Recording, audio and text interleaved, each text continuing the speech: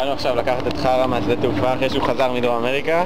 אנחנו עכשיו בגובה 129 מטר, 128 מטר, 127, 126, 5, 4 כבר? כן, 124. תכף נגיע למטה פה, זה יהיה 120. גובה 120. הגעת לשדה תעופה הכי בגובה 120 מטר בארץ. איך אתם מרגישים? אנחנו הולכים לפגוש את חרא. מרגיש לי קצת כמו 119. נדיר. טוב, בוא נראה. חרא! נינה. סליחה.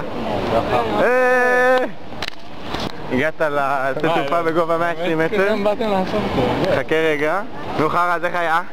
איך מרגיש להיות בארץ? ממש חם פה. שמח לך. אז רגע, אתה מתחיל ללמוד עכשיו? מה?